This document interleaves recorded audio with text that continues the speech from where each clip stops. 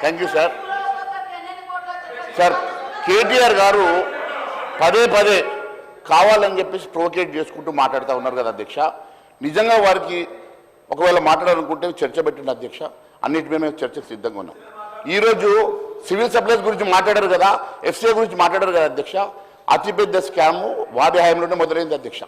Rice మిల్లర్ల దగ్గర వేల కోట్ల రూపాయల ప్యాడీని వారు ప్రొక్యూర్మెంట్ చేయించి వాళ్ళ దగ్గర లంచాలు తీసుకొని వేల కోట్ల రూపాయల ప్రొక్యూర్మెంట్ దగ్గర వాళ్ళ దగ్గర రికవరీ చేయకుండా వాళ్ళు చేసినటువంటి స్కాముల గురించి మాట్లాడదాం అధ్యక్ష. ఇరిగేషన్ గురించి మాట్లాడదామన్నారు కదా, మాట్లాడదాం అధ్యక్ష. కాళేశ్వరం గురించి అన్నారు కదా అధ్యక్ష. కాళేశ్వరం ఈ భారతదేశంలో అతిపెద్ద స్కామ్, దాని గురించి మాట్లాడడానికి మేము సిద్ధంగా ఉన్నాం. దాని గురించి మాట్లాడదామా, చర్చకు మీరు అనుమతి చేయండి అధ్యక్ష. ఇంకో వారం పెంచమన్నారు కదా, వారం పెంచండి. వారికి వారమే సమయం ఉందట, వారం పెంచండి. వారం రోజులు దేని మీద అంటే దాని మీద మేము మాట్లాడడానికి మేము సిద్ధంగా ఉన్నాం అధ్యక్ష. ఈ రకంగా అన్యాయంగా కేంద్ర ప్రభుత్వం గురించి కానీ దేని గురించి మాట్లాడిన ఊరుకునే సమస్య లేదు అధ్యక్ష. దాని మీద చర్చకు పెట్టండి, సిద్ధంగా ఉన్నాం. కానీ ఈ రకంగా అబండాలు వేయడం మంచి పద్ధతి కాదు. వారి ఫ్రస్ట్రేషన్ ఉన్నారు కాబట్టి ఎక్కువ మాట్లాడదలుచుకోలేదు అధ్యక్ష.